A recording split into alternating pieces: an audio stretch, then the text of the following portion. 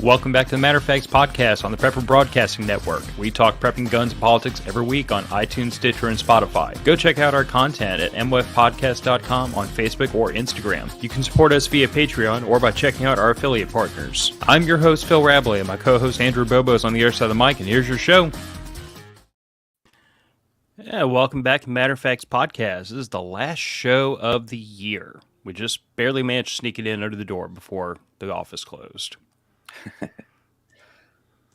Merry Christmas, since I know this episode's going to come out next week. So Happy New Year to everybody who is hearing this when the recording hits. But Merry Christmas, since we're doing this on Christmas Eve. And yeah. Yep, it's that time of the year where the fat guy with the beard shows up to visit everybody. Santa, not me. The other fat bearded guy. Right. No, it's interesting that it's crazy thinking that 2022 is on its way out. Like, I mean, and it can go. This month has been an a-hole, but it's just interesting. Like thinking about when I was younger, just how like the years, it just seemed like a drug. And then like I hit a certain age and now I'm like, holy crap, like the year's already over. And like, life you get busy, you don't pay attention to crap and everything. But I mean, yeah, I guess that's life, but it's just crazy. Like, it's just crazy to think that it's going to be 2023 and I still don't have a flying car. Like, that's annoying. Yeah. 2022, no flying cars. Nobody knows what gender they are. Yeah. Inflation through the ceiling. Mental patient in the White House. I mean, it's wild times. Wild times. I mean, we have mental patients all through the government at all levels. Oh, preaching they to just the passed choir. a $1.7 trillion bill that was it 4,000 something pages that they were like, hey, you guys have like less than a few hours to read the entire thing. It's packed full of wokeness, as far as studies for gender equality and a Michelle Obama trail through Georgia. So Tommy should be happy he can hike that. And then what was it? Border security, money to border security for other countries, not ours. So that's awesome. Not to mention it's packed full of gun control. Yeah. So it's awesome. Yeah, so it's going to be wild times, and we've got the ATF's new rule for pistol braces hanging over our heads going into the next year. Yeah, I'm hoping that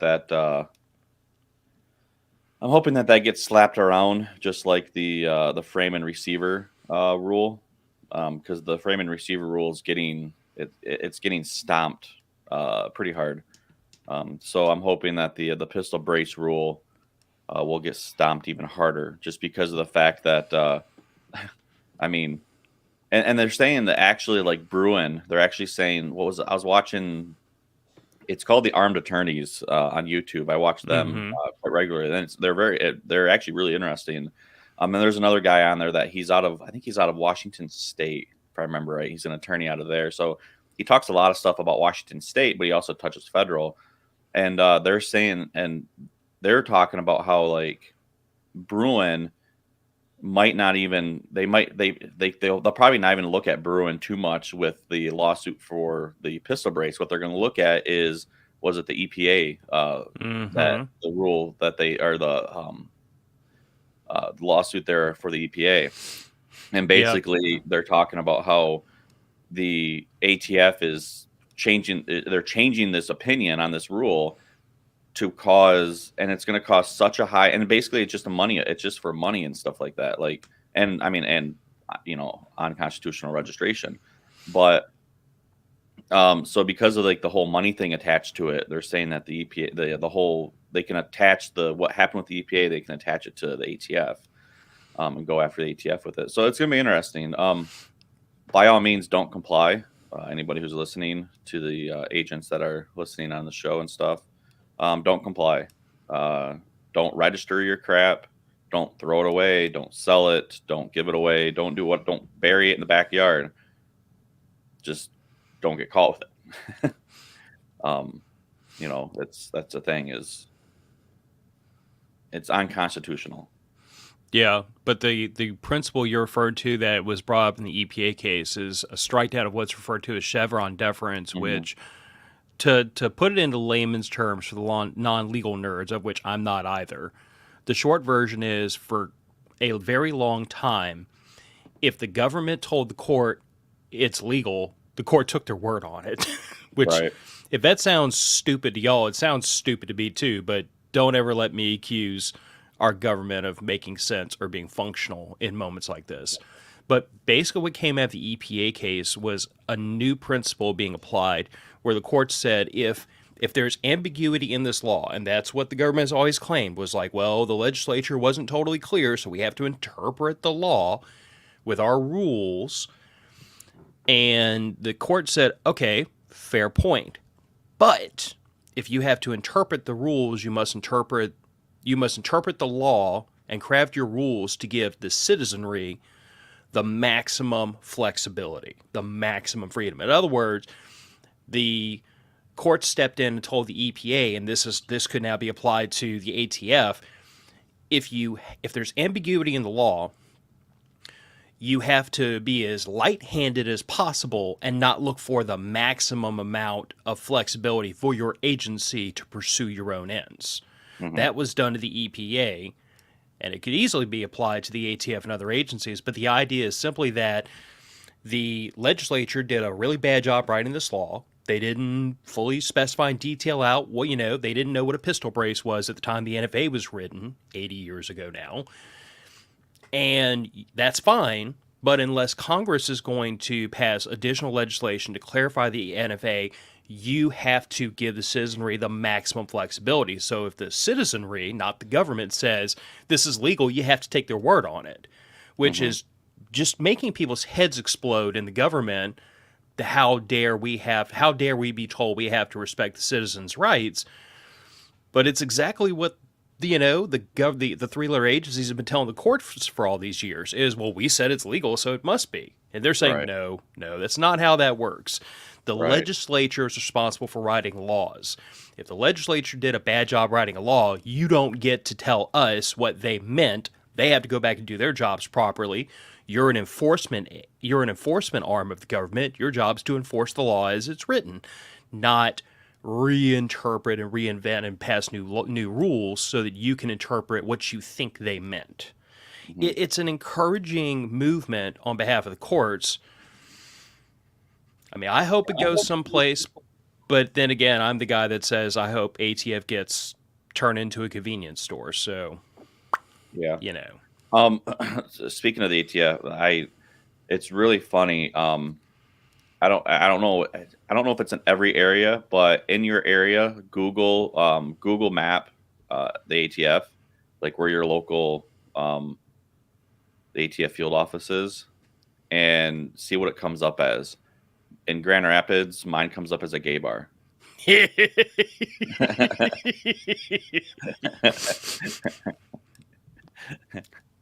And it says like it gives a full it's alcohol, tobacco, fire, all this stuff, and then underneath it just says gay bar. Whoever pulled off that bit of trolling, I'm lifting my coffee cup to you, sir. Right. That was beautiful.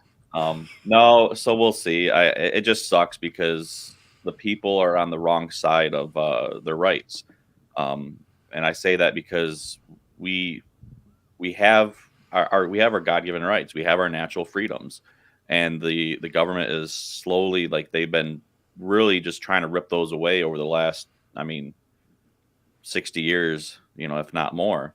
The crazy thing too, and I saw a meme that actually it put things in perspective, is they released a bunch of JFK files, and in these files it basically confirms where people have been thinking for years. Not 100% spells it out, but it basically comes out and it lays it out that the CIA was behind the JFK's assassination. And the meme I saw was like, did anybody else, like, it was something like basically files were released that people were right that TI is behind JFK's assassination, but we already knew that, so like no one actually stopped and was like, "Oh, hey," made a big deal about it. It's like, well, yeah, we already knew that. Like the government has been, if you're get in their way, they snuff you out, and that's the end of it, and that's wrong. I mean, that is 100% wrong. You saw it with Waco and and everything like that. It's like people who they don't like, they'll throw up and they'll make accusations and they'll do all this other crap because they own the media, so the media will jump on board. But yeah, it's nuts. We're in crazy times right now. It's and 2023. Look into 2023. I'm hoping 2023 will be a turning point for gun rights. The end of 2022 was definitely. We got some pretty good legislation, and we got some pretty good some good rulings from higher courts. However, we have states such as New York, California, which California has been getting slapped around like crazy. Also for unconstitutional laws. But Michigan, of course, which I've heard that guy's still on his own as far as support. But still, the fact that they are still introducing stuff against Bruen is still insane. And I heard that I was reading that they actually put an emergency session in basically to the Supreme Court to basically say, hey, listen, these states are going against Bruen, against what the Supreme Court says. What are you going to do about it? So it'll be interesting to see what comes back for it. I've actually been looking into it on that front. That is Gunners of America leading that charge. Oh, and yeah. The funny thing is, because of the way our court system is arranged, when you file an emergency petition to the Supreme Court, what states you file it in dictates which justice hears it. And take a wild guess who gets to hear an emergency petition from New York. Oh, Sotomayor. Texas. Sotomayor. Yeah. She's the one that gets to make a decision initially. Yeah, and then gets to make a decision on whether or not the state of New York and their appeals court is overstepping their bounds. Right. But if she declines to hear it, or she basically tells them to buzz off and go away, they get to refile under any justice they want. Yeah. And I could just take a wild guess. If they send this to Thomas, he's going to take a very dim view of what New York is doing. Right. I mean, and that's the thing. Yeah. But a lot of people online have been saying this in the Second Amendment space. I said it when the Bruen decision first came down, that it was a partial win, but I wasn't happy about the fact that the Supreme Court did exactly what they did during Heller. They said they took a very narrow approach, and they said, well, some infringements are okay, but others are not. And for those of you who are like me, who are like Second Amendment absolutists, the answer is no. No infringements are okay, because the freaking law says that you can't infringe upon the right. Discussion over. So what I saw in Bruen was, I saw the Supreme Court, as much as the anti-gunners pulled their hair out and gnashed their teeth and seethed and coped about how their ability to protect themselves from gun violence was being erased, I looked at it as, no, they took the easiest way out they could to nudge the needle just a tiny little bit towards gun rights without doing what they should have done, which was say all infringements are off the table, discussion over. So now my hope, if Justice Thomas is out there listening, even though I severely doubt he is, I'd be tickled pink if we showed up on his radar. But my sincere hope is that you take this as a learning experience. You tried to nudge the needle. You tried to play nice. You tried to play middleman even. And these states have responded to your generosity by basically telling you to go to hell.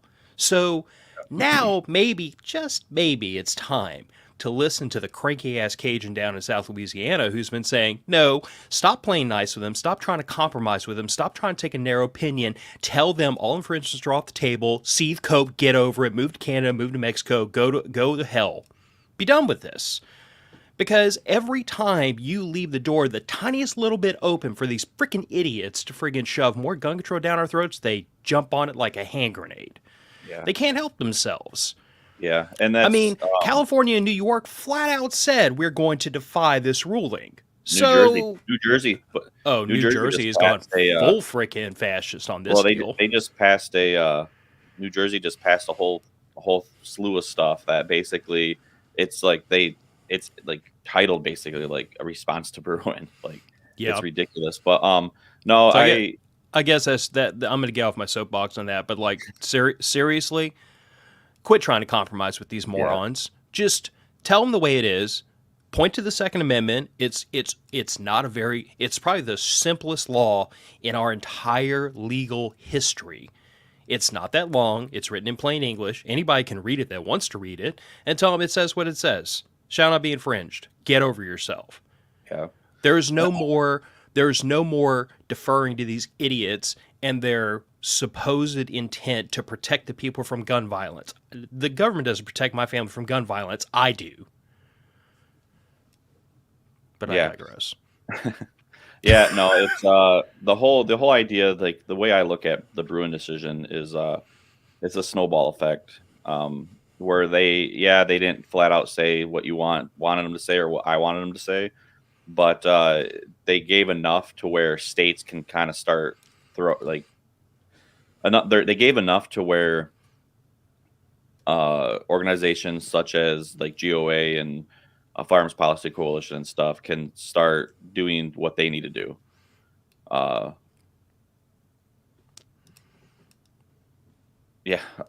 We can compromise. Their compromise is they get rid of all gun laws, like take everything off the books, get rid of it all, disband the ATF. Like that's my compromise, which is none, because I should be able to own a full auto Gatling gun if I have the money. I mean, I should be able to friggin' drill third hole in my AR and tripod mount in the front yard with a belt-fed conversion as a home defense weapon. Right. And if that scares the hell out of you, then two things. First of all, don't be my neighbor. And second of all, realize that when this country was founded, people owned private warships with cannons on them. Don't like if anybody wants to argue against the Gatling gun or like the machine gun stuff like that, look up the Puckle gun. Oh yes. Just look it up. Look up the Puckle gun and just shut up. Because you'll just look it up and then you'll put your head up your butt because your argument is invalid. But I really want to do this quote real quick because I really feel like we're at this particular stage, and it's one that we've said on the show before. But hard times create strong men create good times create weak men, and weak men create hard times. We are currently in the stage of good times create weak men. That's the stage that we are in. No. I'll disagree with you on that, Bub. I think we're firmly in the weak men create hard times phase. All right. I mean, I can see that. I mean, okay. Let's look at. I feel like we're really getting into the hard time. Like we're really getting into the weak men create hard times. Like we're at the pinnacle of it. Like I really feel like I really hope that things are going to start switching around here. The next 10 years. We haven't peaked yet on that, but that's where we're at because, I mean, look, we've had at least 2 good generations of demonizing masculinity. We've had 2 solid generations of trying to feminize young boys. We've had 2 solid generations of trying to remove fathers from the lives of their children. We've had 2 generations of incentivizing single motherhood. And that's not a dig at single mothers. That's just me saying that statistics don't lie, and you can't argue with them. The fact of the matter is that statistically, you are highly likely that your children will grow up in poverty or be in jail or be single mothers themselves if you're a single mother. Now, if you happen to be in the small percentage who manages to raise freaking awesome kids who are productive members of society, more power to you and thank you for that. But the statistics don't lie. The majority of time, that ends poorly. But after 2 generations of doing all this, we have socially engineered a country full of broken people, full of frustrated, violent young men who don't know how to process their emotions, who don't know how to lose with grace, who don't know how to stand up for right, who don't know how to stand up for the weak, who don't know how to protect women, who don't know how to be men themselves because no one's ever been around to show them how. And at the same time, we have fully incentivized a whole generation of young women who freaking like they flaunt not being ladylike or not being womanly or not being motherly or not being wifely. So is it little doubt that we've created a society that is just horribly freaking broken. It's Hmm. not a surprise to anybody with eyeballs and common sense and a fully formed frontal lobe. But that's kind of where we're at. So yes, we are firmly in the weak Yeah. men or weak people create hard times phase. Look around you and tell me we're not. Now, hopefully what comes out of this is that things get bad enough that those of us who have been kind of casting off this modern society and realize what's really necessary to form strong families and strong bonds so that the next generation doesn't continue this downward trend. I know that there's people out there, we count a lot of them as friends of ours. And even if you are not a parent yourself, you could still be a hell of a good influence on other people's lives. Hmm. I mean, look, there's a lot of young people out there that don't have a great home life, who don't have fathers, and don't have loving parents, and don't have any of those things. And you can still influence those young people to not perpetuate a cycle they might be stuck in otherwise. It's Right. just about, I see the problem and I want to try to fix it. Hmm. And I've even done that myself. I mean, when I've had the opportunity to try to pass along some good knowledge to young men who maybe not have the best, example for how to be a man, I try. I don't know if it's ever going to stick, but all you can do is try. Yeah. Yeah, it's crazy. We definitely live in crazy times, and I mean, kind of switching gears a little bit too with the weather. I was going off of the Patreon chat earlier, and you guys were talking about the power grid, um, and it's crazy. Like uh, they're talking about doing some down in Georgia, some possible like rolling blackouts because of the power grid. California, you see this during the summer and stuff like that because their power grid can't handle the amount of the power going to the people. And um, yeah, it's very interesting because I believe that I mean our power grid is very fragile. It's Uh-oh. I lost my co-host. So I will either get a text message here shortly saying what happened to him, or he'll just pop back in. But to pick up where he left off at. Oh, he's all right. back. I don't know what happened. I hit something and like I dropped out. I was just telling everybody that's all listening to the stream, I'm like, well, I'm either going to get a text message here in a minute saying where you went, or you'll be back in a minute. Right. No, so no, but like our power grid and stuff, for being such an advanced and we're just a wealthy country, apparently, our power grid is still very fragile. And you're seeing that. You're seeing that all over the U.S. Down south when they have a strain such as like the cold snap that's hitting you guys. And yeah, Alabama, Mississippi, stuff like that. It's so many people are running their furnaces, and I mean just the heaters and probably space heaters, stuff like that. So yeah, it's crazy. And then even you're talking about down where you're at, you're talking about a gas shortage just because of the fact that people, everybody like everything kicks on at once, and okay, well, the gas level just drops. I mean, it is crazy. I mean, and it's crazy thinking that our government has not prepared for situations like this. Like it's happened before. Like it seems like every year or so there's some kind of a cold snap. Now this is a lot different than for you guys. Like when was the last time you had this bad a cold for this long? Well, I am forced to admit because, a couple of days ago, I was talking to y'all in the patron group about the fact that we were slated to have lows as low as 15 degrees, which Hmm. I can't. I've lived in this state since 1994, and prior to that, I lived over in East Texas at about the same distance from the Gulf of Mexico and about the same latitude. So, like, I've been here on the Gulf Coast most of my life. I can't remember in my lifetime it being 15 degrees lows. I certainly can't remember that since 1994, since we lived in Louisiana. And it was shocking and a little bit concerning to me. I mean, my wife and I didn't exactly like panic or anything, but we started hedging our bets. We did our usual make sure the pipes were wrapped and get the gas tanks loaded up just in case the power went out. We needed fuel for our vehicles, and we did all the things we normally do when there's a heightened threat. To make a military analogy, you might be familiar with the terms DEFCON or THREATCON. Mm-hmm. Okay, well, DEFCON is specific to nuclear war. THREATCON just means general threats. But like when the threat con goes up a little bit, like when the weatherman says, hey, it's going to be 15 degrees in a day or two.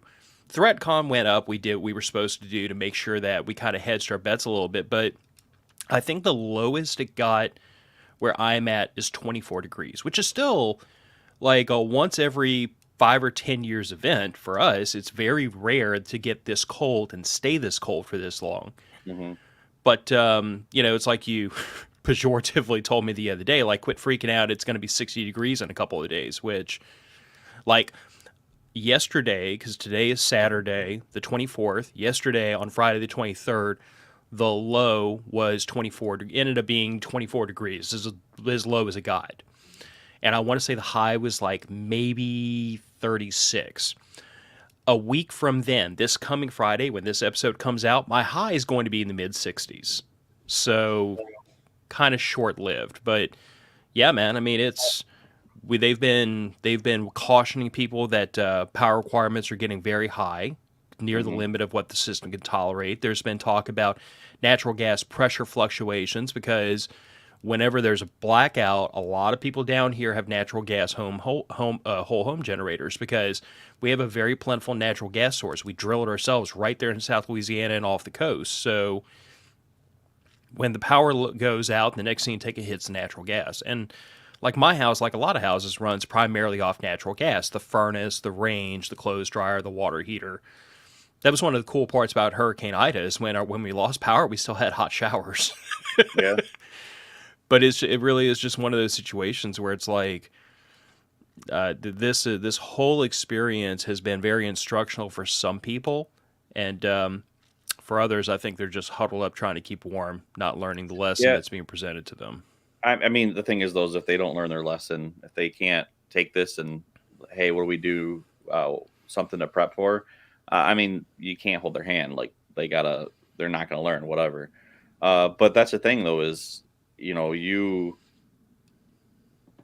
get every once in a while, you guys down south, you guys will get the cold snap and stuff like that. So why not prepare for it? Why not have things set aside to pull out in case it happens? I mean, it may not happen every single year. It may not be this bad every single year. You might not have to pull the gear out for another 5 years, but at least you have it.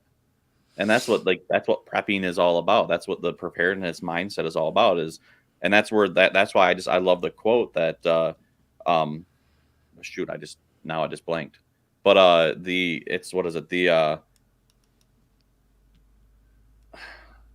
help me, Phil. I'm still sleeping. Oh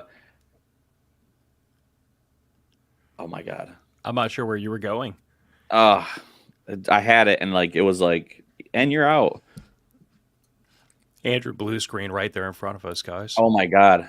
I totally blue screen. I don't know. I'll get it back. But no, I mean, it's good to have it. It's good to have the stuff. I mean, was this maybe where you were going? The enemy of good is perfect? No. I will say that I think what a lot of people fall into is just straight normalcy bias, man. Like, it's like I just said, temps this low are very rare. It's like a Cat 4 hurricane or Cat 5 hurricane slamming into Louisiana. Like, that's a once every 10 plus year event, and it only really impacts you if you happen to be in the bullseye. So when we see temps this low, at least down here in South Louisiana, I think enough time passes between this event and the next one that people just kind of, they say, oh, that won't happen again. Or, oh, it just got a little cold. You know what I'm saying? Like, they don't learn the lesson. Or you got it. Yeah. Okay, spit it out before you forget again. It's better to have it and not need it than to need it and not have it. That was what I was trying to say in my brain. I completely blue screened, restarted into DOS mode. Like, but and that's the thing, and that's where like my whole philosophy, and that's where I stand, and that's why I have certain things. That's why I have stuff for winter. And granted, like I get winter more than you guys do, but I have the stuff. I mean, in the summer, it doesn't really get as hot as it does here as it does down there. It might, we might hit the temperatures for a few days or whatever here and there, but I still have certain things. Like I still have stuff that, okay, I need to put in the window, an extra air conditioner. I need to put a fan out, whatever, even if I don't run it every single day. Like, I don't know. It's just people who don't at least take a couple steps to better and to like prepare themselves. And I don't even want to say prepare themselves, but to just make it so that they're not a drain on the other people around them or the government or whatever like that. Like the people that look at the government and says, well, where's my handout when something's going on? Those people bug me. And unfortunately, we live in a society where that is rampant. I understand needing some help, but you can help yourself, and people don't want to help themselves. That's the issue. Well, and more than not being a drain on society around us, like my perspective has always been the fact that as a husband and father, my primary responsibility is to ensure the well-being and the safety, and as much I'm able, the comfort of my family. So, like, if the power goes out right here now, this stream goes away, by the way, because I have a UPS, but it's not built to run the whole desktop and everything. I had to prioritize.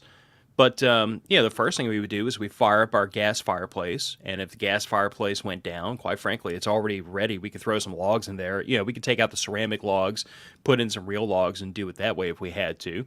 But, I mean, we have things in place to be able to sustain ourselves. So, to me, it's less an issue of I don't want to be a drain on my neighbors or the community. It's I'm responsible for these people in this house. Mm-hmm. It's nobody else's responsibility to come pull my butt out of the fire because I failed to plan ahead. I need to do that. I need to do those things. Like the people that you've talked about in the past about like coworkers who have children, but they don't have like an extra case of diapers on the shelf or an extra case of baby formula just in case, and how that frustrates you. And then my perspective goes a little bit further down the road to, I know people who have like a 401k, so they have money to retire on, or they have life insurance in case something happens to them to take care of their family. But then when you bring up, hey, do you have like a 3-month supply of food? Well, no, that's crazy stuff. I can just go to the grocery store. And I'm like, but you have these other things to take care of your family in case something bad happens. So why wouldn't you also do these other things to take care of your family in case something bad happens? Because you can't eat a 401k and you can't spend it at the grocery store if the grocery store doesn't have food. And if the power goes out in the middle of the winter and you're freezing in your house, I don't care how much money's in your bank account. The power ain't coming on a minute sooner. So it's like, I can't understand those people that, like, obviously they get the prepper mindset. Obviously they do, because they do these other things that they don't call prepping, but it is prepping. I mean, you and I have been very frank about that. If you have a savings account, why? Mm-hmm. I mean, if I didn't believe in being ready for a rainy day, I would have nods and a Barrett and all kinds of cool stuff and no money in my 401k or retirement or savings or anything. My wife would beat me to death with that Barrett if I did all that. But I can't get it through my head, the people that they prep these other ways because that's what society tells them they should. But then when I try to step in and say, hey, you should prep these other ways too, they're like, oh, that's crazy stuff. And I'm like, well, it's only crazy until the toilet paper runs out on the store shelves, or until we start seeing food start getting, scarce, or until we start seeing canned goods start getting scarce. Like, I don't know. I've reached a point with society at large where I'm like, we have seen enough in the past 2 years in the way of supply chain shortages, natural disasters, a pandemic, and everything else, that if all of this hasn't helped rearrange your mindset a tiny little bit, I don't know what to tell y'all anymore, guys. Like, I could write it in foot tall lettering in your front yard and light it up with fireworks. You're still not going to get it because you just don't think it's a legitimate case for why you should change your Well, behavior. yeah, I mean, if it was ever something that we beat to death, it was over 2022. It was the idea of just get off your butt and just start being self-sufficient in some kind of way. You don't have to get all the food stocked up and water and all that crap, but just start being self-sufficient in some kind of way. But no, what do you since we spent 35 minutes griping about other people, what are you looking forward to in 2023? Do you have any plans for the house? Do you have any plans for the fam? Do you have any what's going on with you into 2023 as of now? Well, I know as we get ready to kick the door into 2023 like the Kool-Aid man. Oh yeah. Oh yeah. Oh yeah. First thing on, I know that Gilly and I have been talking about some home improvement things that need to get done. Some of it's stuff we've been putting off because, my personal life has been hell on wheels lately, but it's finally settled down. So I'm starting to get the wind back in my sails to get back onto my to-do list. I don't know. I mean, like the usual. I got some vehicle maintenance piled up. I've got some reloading that needs to get done, but none of that's really like a big thing. I got a couple of home improvement options, and I did tell my wife the other day that one of those home improvement options, we need to go ahead and get up off our butts and get a gen cord and get it to where we can wire the 5K to the house. Like that's something I put off far longer than I should have. And it's time to just go ahead and get it done. And I don't think it's going to be... My dear wife, get ready, buddy. Yeah, you've been sitting on your butt long enough. Yeah. The slave driver has to get the whip back out. God, I hope Eddie's not listening because he'll take that in a really unhealthy direction.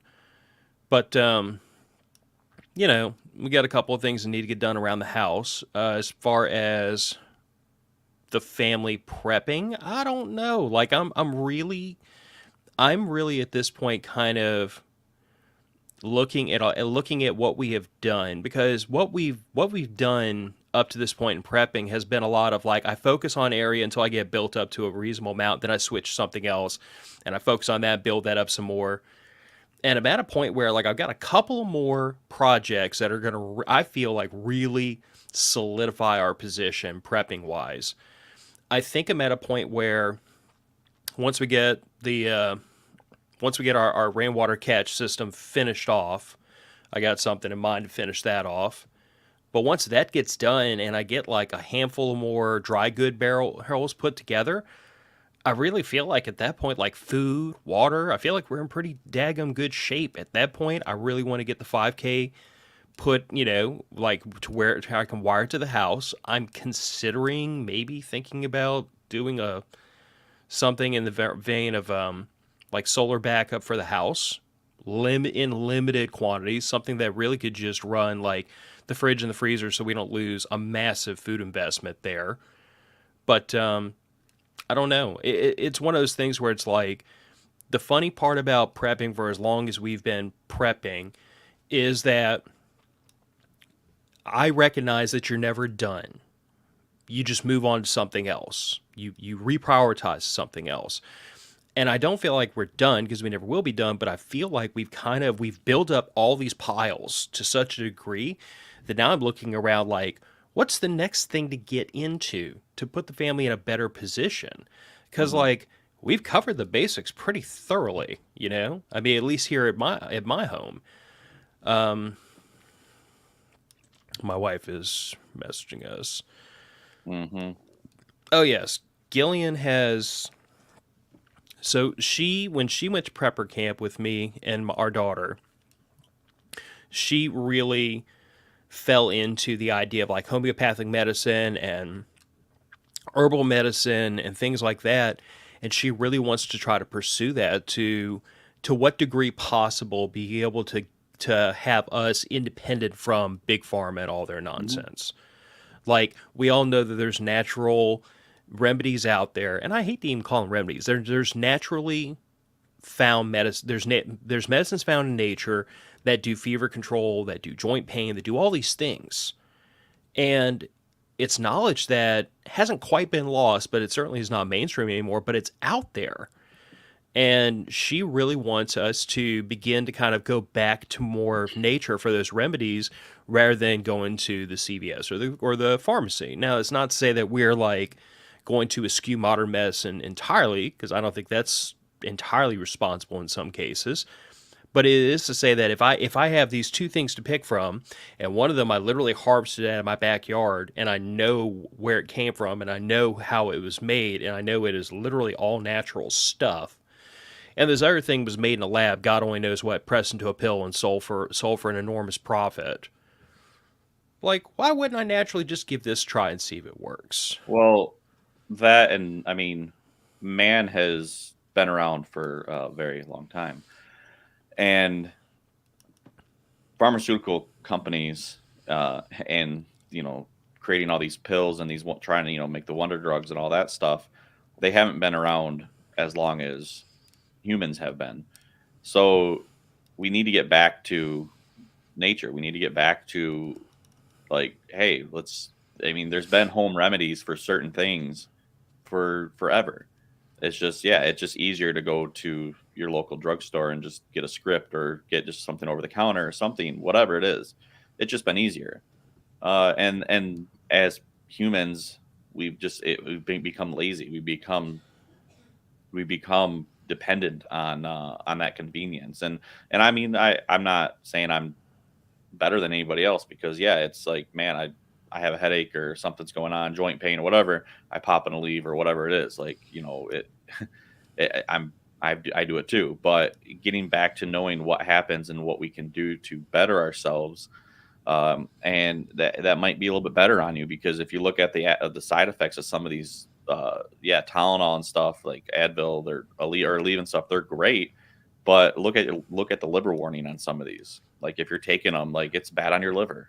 Okay, well, can we do a home remedy that will have the same effect of taking away whatever pain or whatever ailment and not have that side effect?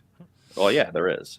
So that's one of my goals too, is like, I mean, not necessarily getting into herbs and stuff like that, but I kind of want to get my goals. I need to get some raised gardens in the side yard I have. It's small, but it's enough. I have enough room to where I could probably get 2 or 3 raised beds and start doing a garden this year, and then do a rain catchment. I want to get a barrel, and I have a downspout right next to there that I would like to do a rain catchment. Now, the thing that sucks is here I'd have to drain it because of the winter and stuff like that. I don't think there's really a way, unless if you live in a cold area and you have a way of insulating it and keeping it from freezing. By all means, I'm all ears. But to my knowledge, I'd have to drain it down, and because it'd freeze, and I'd hate to have the bucket burst and crack or whatever it is.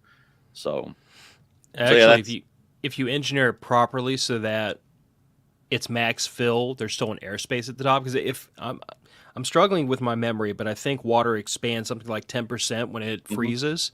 So as long as like 10% of the volume of your barrel is maintained as airspace. In other words, like, think about it like this: if you have a bucket standing straight up with the port on the top, and that's how it fills and that's how it overfills, the bucket stays all the way full. So as soon as the water tries to freeze and expand, it's got to go someplace, and that ends up being bursting.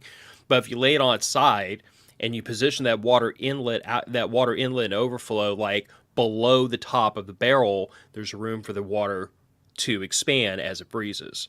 Like, that's the whole idea behind why I keep, as a general rule, I keep 2-liter water bottles in my chest freezer. Whenever we take food out, I put water bottles back in so that I try to maintain it as full as possible at all times.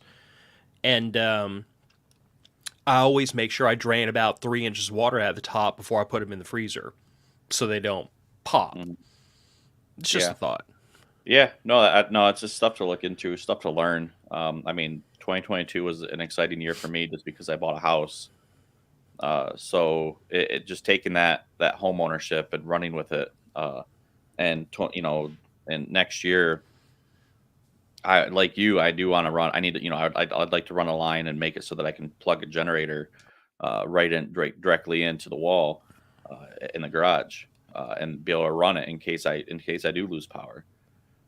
Stuff like that. I'm switching my. I have an electric oven right now. I bought a gas oven, so I need to run the line and stuff like that. But yeah, so I'm switching my oven over to gas. I want to get a tankless water heater is another goal of mine here next year. And so I don't know. I mean, a lot of stuff. I want to do some stuff with the house. Of course, get some food. Get now that I have the space, the proper space. Get some more food stocked up, some more water, stuff like that. So, but yeah, no, it's a lot on the to-do list. I also want to get outside more this year. I say that every year that I want to get out camping more and stuff like that, and I end up picking up overtime and just basically working my butt off throughout the whole year, and I don't do anything. Usually, prepper camp was the one big vacation that I take a year, and I didn't do that this year, so I really didn't take a vacation. Well, I mean, I did. What was it? I think I did beginning of the year or something like that. I don't remember now, but I really didn't take a big vacation like I normally do. So that's this year there's a couple. I don't know. I just want to try to do more. I want to get outside more, camping. Just I don't know. If I got to go by myself, I go by myself. I'm kind of in the same boat. I mean, I definitely want us to spend some more time outdoors and camping. That Iceco fridge that's sitting on the shelf back there, that's going to mandate running some 8-gauge wire and a power panel into the bed of the truck, so that way I can have charging ports for that and the Jackery and a couple of things in the bed of the truck, so that we can just run the fridge off of off of power while we're over the road, and then switch to the Jackery once we get established someplace. But yeah, I want to get a truck this next year. yeah, That's my and other that means goal. working more overtime and spending less time I know, out right? in the woods. I know.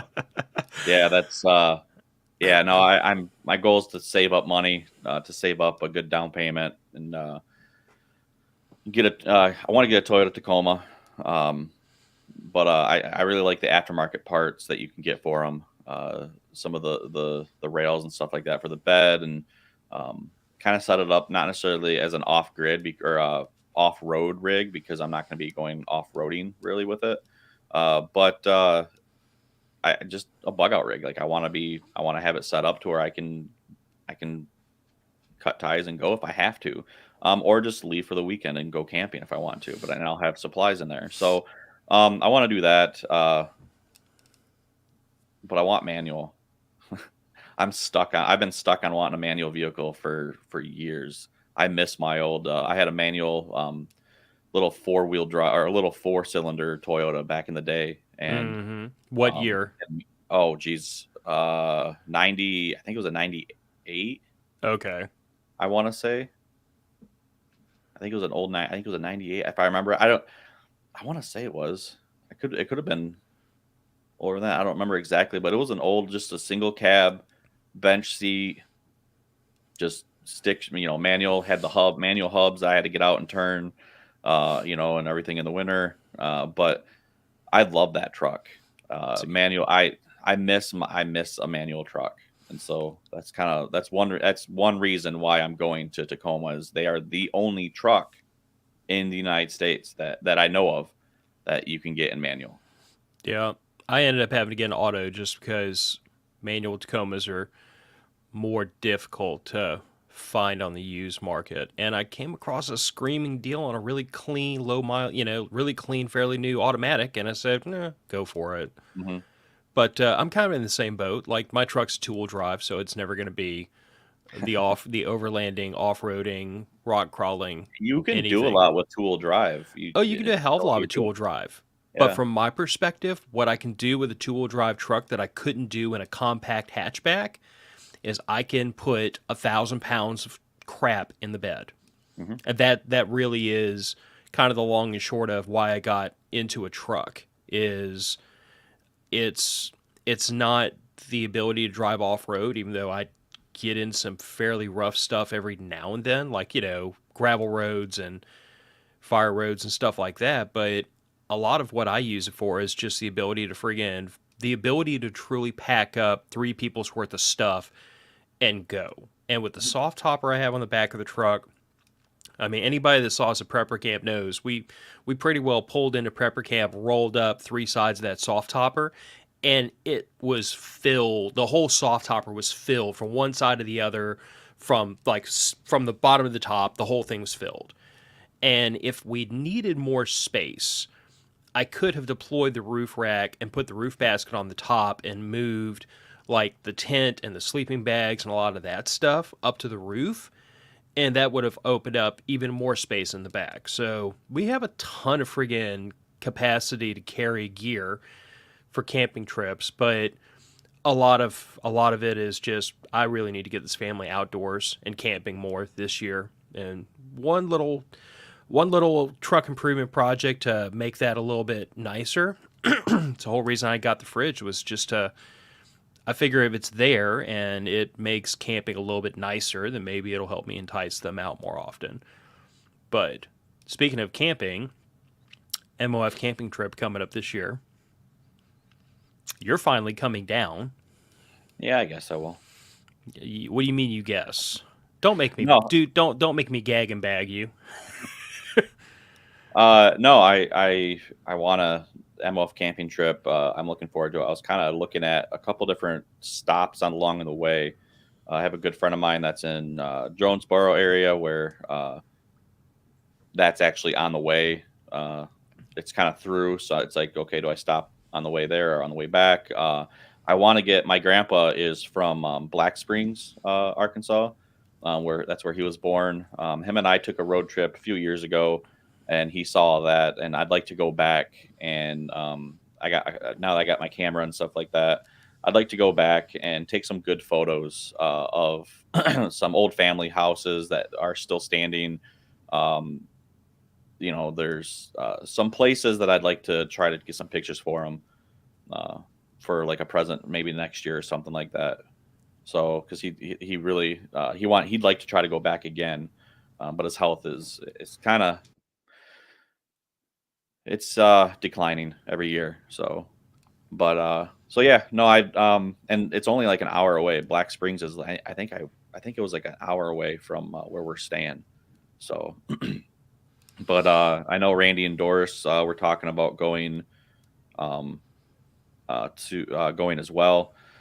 And my cousin, he lives not far away from there, so it'd be nice to get some of the family, on their side, and and everything out, and see whatever. But no, I'm definitely planning on going, so it should be fun times. If you are not a Patreon member, you should become one, and you get the invite to go to the camping trip. So yeah. So yeah, what's coming up for 2023? I guess more of the same. We're going to continue to try to reach out to people and grow the audience and grow that base of people who understand that, like, prepping is not weird stuff. Prepping is something that, frankly, every responsible adult should be doing to make sure their family is guarded against misfortune, discomfort, aggravation, and potentially severe danger.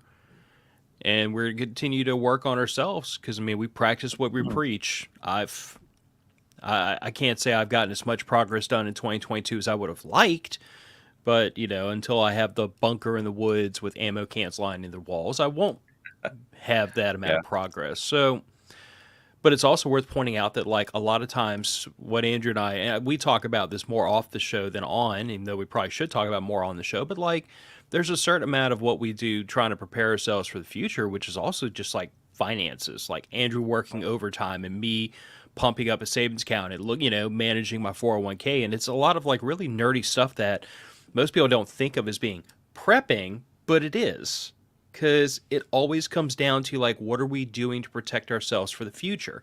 And sometimes the answer is, if the world doesn't end, I need money to be able to retire on. If the world doesn't end, I need a naturally self-regulating income stream, so I can not work to the day till noon on the day I die. So it's like I tell everybody, I'm like, I inhabit this weird space where there are people on this extreme who don't prep at all, and I think y'all have missed the boat. And there's people on this side of the extreme who look at me prepping and say, well, you should be doing this, that, and the other, or you may as well not even prep. And I'm like, well, I guess I'm just going to be the guy in the middle saying, there's a reasonable amount of prepping to be done in all facets to make sure that you are covered for every conceivable and some unconceivable problems that might pop up one day in the future. But the goal is the same. I want my family to be able to weather life's little storms. Andrew wants to be able to weather life's little storms. And you only do that by thinking to yourself, what can I do today to get ready for tomorrow? Yeah. No, I agree with you. Good way to leave it. I'm really, I'm looking forward to 2023. It's going to be interesting to see what happens at all levels of government, and it's going to be interesting just to see what happens in general with everything going on. But you're responsible for yourself. You're your own first responder, so get out there, get training, be self-sufficient, and get off of try to get as much away from the government as possible. I know we live in cities and all that stuff, or if you live in a rural area and you live out in Timbuktu on a homestead, that's awesome. Good on you, but just try to figure out, like what Phil said, try to figure out a way to better yourself one day at a time. And hopefully end of next year, we're looking back on 2023 and saying we have bettered ourselves in these kind of ways, and looking forward to 2024. So, well, and just as important as working on your physical preps, work on this one. Yeah, because I'm going to tell you that the one thing we don't discuss enough, and I really wish we could find just the right guest to bring on to give us some perspective into like the mental aspect of all this, but I don't know who that would be off the top of my head. Maybe somebody out in the audience has a thought. But like, I think it is absolutely just as important that you all work on the mental aspect of prepping, on hardening yourselves, on developing the mindset that I am going to survive this. I'm going to do what I have to do. I can tell you that, like, over the past year, there have been times where, obviously, 2022 was nicer to us than 2021 was. But there have been times where sometimes the most important prep was having your brain in the right mindset to say, I'm going to push through this no matter what it takes. And that is the thing that is often missing, even from people who claim to be preppers, is that their mental toughness has not reached a level where they can push back against life's little misfortunes. And how you develop that, I don't know. For me, it was easy. I've got people that rely on me, and I can't let them down. So no matter how much pain I have to endure, I can't let them down. I won't.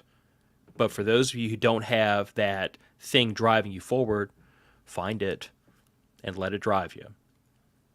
But anything else to put in the bag before we sign out 2022, Andrew? Nope. Everybody, Merry Christmas, and have a Happy New Year. Be safe, and see you all in 2023. Yep. Merry Christmas. Happy New Year. Take care of your families. Take care of each other. We'll talk to y'all next year. Bye, guys.